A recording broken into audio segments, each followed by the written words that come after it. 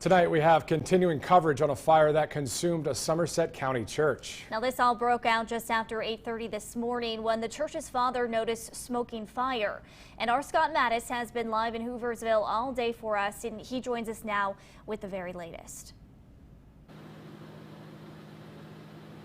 Oh, good evening. Yeah, we're talking about the Holy Family Catholic Church in, of course, the city of Hooversville. You can see the aftermath right now. There's still a lot of smoke. There's a couple of hot spots that fire crews are still looking at this hour. And like you said, this all started right around 8:30 this morning. But again, crews are still here putting out hot spots. And if there's any silver lining to this dark cloud that hovered over this area this morning through the afternoon, is that no one was hurt. I can feel the heat sitting here. I don't know about you.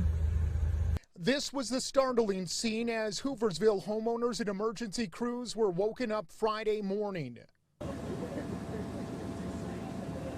For the fifth time in over 100 years, Holy Family Catholic Church became fully engulfed in flames.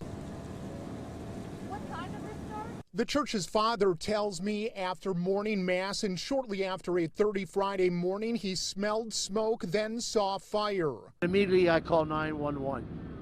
Hooversville Fire quickly arrived on scene battling the blaze, and they were quickly supported by other close agencies for support. Hooversville Deputy Fire Chief Chad Maurer tells me while the cause of the fire is still unknown, the structure itself will likely burn into the evening hours. This as crews continue to search for hot spots. It's going to be a total loss, yes, a total loss. Deputy Chief Maurer also tells me while there were no civilian injuries, 2 of his firefighters had to be treated at the scene for smoke inhalation. So Friday night, as crews continue their investigation while also putting out those hot spots, this tight-knit community is thankful, knowing this devastating fire could have been much worse. We're praying on the neighbor's porch, actually, for all these responders. All right, so what a dramatic story, right? Back here live.